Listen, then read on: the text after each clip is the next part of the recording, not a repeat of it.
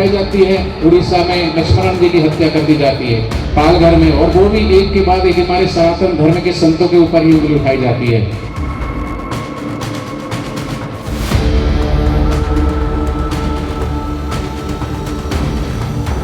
कई बार प्रश्नोत्तरी होती है, जब भी बापू जी की आवाज आती है तो कोई दाएं बाएं खिसक जाता है, कोर्ट का हवाला देते हैं। अरे भाई, न्यायालय में मामला चल रहा है, इस बात को तो आप कह सकते हो कि सेशन कोर्ट ने सजा सुनाई है, तो सजा झूठी भी हो सकती है।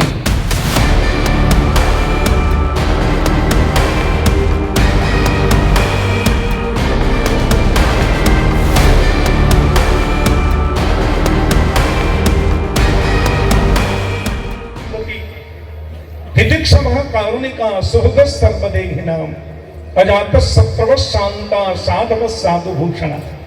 आशाराम जी महाराज परम संत हैं, और मैं इस पुस्तिका में कुछ 2-4 लाइनें मैंने देखी, और हम लोग पहले से भी सुनते आए कि उनको एक षड्यंत्र के तहत ऐसे गिरफ्तार किया गया, और बहुत समय बीत हो गया, मेरे ख्याल से 8-10 साल होने जा रहे हैं, तो 11 वर्ष होने जा रहे हैं।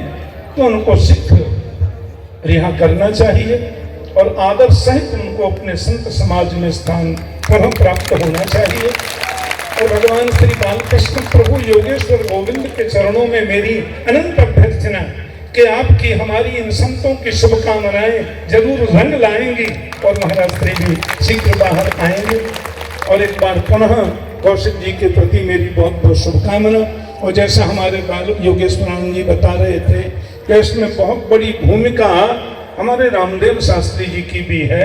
वो तो साक्षात लक्ष्मण की भांति उनके हर कार्य में सहभागी हैं और सहयोगी रहे हैं। सब कार्य भाग दौड़ का वही करते हैं। बापू जी के बारे में तो ये बात सही है कि जब तक हम जोर नहीं लगाएंगे तब तक प्रकृति भी विचार करने में सोचती है। हम जोर लगाएंगे, प्रकृति विचार करेगी, और ब्रह्मांड का नियम है कि विचार वास्तव में परिवर्तित होता है। विचार की शक्ति से पूरी दुनिया बनी है। अगर हम सब एक विचार करके प्रतिदिन सोच लें कि वे जल्दी बाहर आए और फिर वापस सनातनियों को और आगे ले जाने का प्रयास करें, तो ये बात हमें चाहिए कि हम प्रतिदिन विचार करें और इस और अपने आप को जरूर ले जाएं। बहुत बहुत धन्यवाद। जय जय। एक वो क्रांतिकारी व्यक्ति जिसने अपने 87 वर्ष आज तक उस कारागार की जो अवस्था है, 87 वर्ष की आयु में भी, और मैं भारत सरकार से इस मंच के माध्यम से आग्रह करता हूं, संपूर्ण ब्रज के संतों और भारत के जितने भी संत विद्वान महापुरुष हैं उनकी तरफ से आह्वान करता हूं कि तत्काल भारत की न्यायालय तत्काल इस बात पर ध्यान आकर्षण करते हुए उन्हें तत्काल जमानत है, जिससे एक संत भारत में अपनी वाणी के माध्यम से जन अपनी क्रांति कर सके। जय हिंद। तो यहाँ उनके अनुयायी भी विराजमान हैं, तो मैं तो आप सबसे एक निवेदन करना चाहता हूं कि आसाराम बापू के जितने भी भक्त शिष्य हैं संसार के अंदर, एक आंदोलन खड़ा करिए और उस आंदोलन में बड़े बड़े महापुरुषों को बुलाइए, जिससे कि आसाराम बापू जल्दी से जल्दी इस जेल से बाहर आए और आप सबको उनकी वाणी के द्वारा सत्संग लाभ प्राप्त होता रहे। और परम आदरणीय हमारे मन संचालक श्री चतुर्वेदी जी, आपका बहुत बहुत दिन दुखों की सेवा करते थे। आसाराम बाबू को उस ब्रज से बड़ा प्रेम था। उनको भगवान के नाम रूप लीला धाम में उनकी पूर्ण आस्था थी। लेकिन बड़े दुख की बात है कि छोटे से काम के लिए आयोग बन जाता है, न्यायाधीश उतर बैठ जाते हैं और तुरंत निर्णय हो जाता है। लेकिन आज इतने वर्ष बीतने के बाद भी जो है निर्णय नहीं हो गया।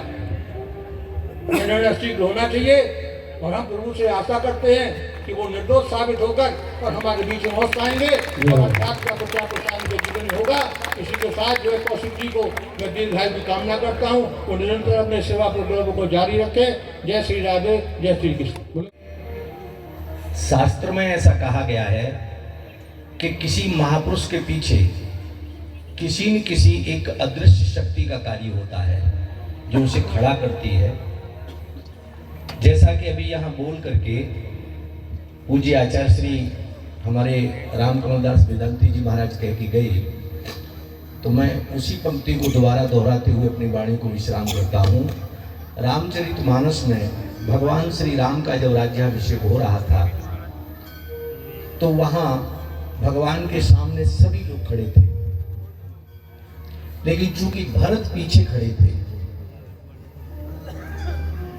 तो चारों ओर हनुमान जी जब घूम करके देखते हैं तो प्रभु राम से कहते हैं कि आपके सम्मुख सब कोई है, लेकिन क्या आपको पता है कि भरत आपकी आंखों के सामने नहीं है?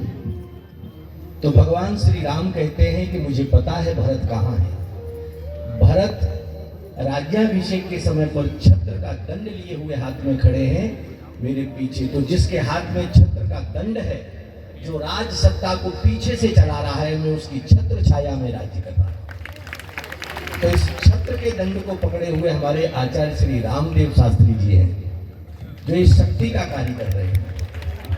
मैं उन्हें इस बहुत बड़े मिशन और बहुत बड़े कार्य के लिए बहुत बहुत साधुवाद और बधाई देता हूँ। इन्हीं शब्दों के साथ मैं वाणी को विश्राम करता हूँ। रही पूज्यपात आज की, तो मैं जहाँ तक न्यायपालिका में उनका विचाराधीन मामला है, और न्यायपालिका में भी ऐसे महापुरुष बैठे हैं जो उन्हें उचित समय पर उचित न्याय अवश्य देंगे।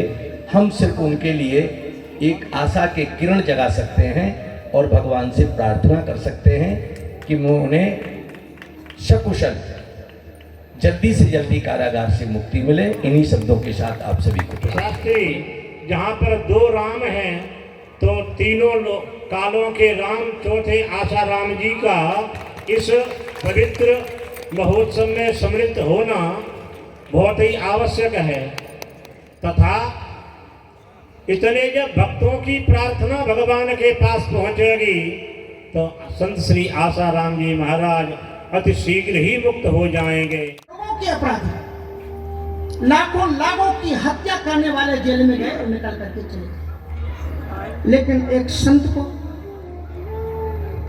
क्योंकि लोगों को के भय सताता है, और भय के कारण आप बताइए एक और भी संत थे कहीं, उन संत को बेल पर छोड़ा गया कि नहीं छोड़ा गया? उनके लिए रास्ता दूसरा दिखाया गया कि नहीं दिखाया गया? यदि कोई एक भी राजा, एक भी राजनीतिक, कितने बड़े बड़े राजनीतिकों को जेल हुई।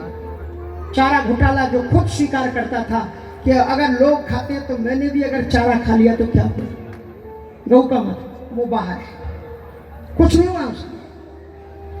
इतने तमाम, जिसने भारतीय संस्कृति को संपोषण में अपनी संपूर्ण जिंदगी लगा दी, आदिवासी वनवासियों के बीच में जा करके उनको सनातन संस्कृति और पद्धति से उनको जोड़ा। कितनी ऐसी बेटियां जिनको शिक्षा मिल नहीं सकती थी, लाखों लाखों करोड़ों करोड़ों बच्चियों के अंदर में शिक्षा प्रविष्ट करा कर भारतीय संस्कृति का उन्नयन किया, जिसकी आज 80 वर्ष की आयु है। क्या देश उन्हें यही पुरस्कार दे रहा है कि तुम हमारी भारतीय संस्कृति, हाँ 87 वर्षों की हो रही, क्या यही पुरस्कार है राष्ट्र का कि तुम जेल में सड़ो, वहां की परिस्थितियों में रहो? क्यों नहीं कोई बोलता? और इनको सबक सिखा सकते हैं आप, और आपके अलावा कोई भी रास्ता नहीं। शर्ताब करो कि ऐसे महान संत को जिसने इतने कार्य किए, इसलिए उसको बाहर होना ही चाहिए। मैं ऐसी कामना करता हूँ। और कितनी चीजों का परिवर्तन होता है। आधी रात में वो जो जिसको फांसी दी गई, जिसने जो भारत के विपरीत बोलता था, कौन मुस्लिम एक शासक था, मुस्लिम शासक नहीं, कसा, उसको बचाने के लिए इस देश के लोग प्रयत्न करते हैं, और उसके कहने पर आधी रात में उसके लिए अदालत कर दी। क्या उस संत के लिए स्पेशल कोई व्यवस्था नहीं हो सकती? अब वो बाहर निकल करके क्या करेंगे? भजन ही तो करेंगे। आज भी उनकी हजारों हजारों सहस्त्रों संस्थाएं देश की सेवा में लगी हुई हैं। मैं केवल इतनी प्रार्थना करता हूं कि बुद्धिजीवियों को, राजनीतिज्ञों को और समस्त विश्व के जहां भी लोग हों, उन्हें प्रयत्न करना चाहिए कि पूज्य बापू जी को बाहर किया जाए और वे उसी प्रकार से ऋषि का जीवन जी सकें। जैसे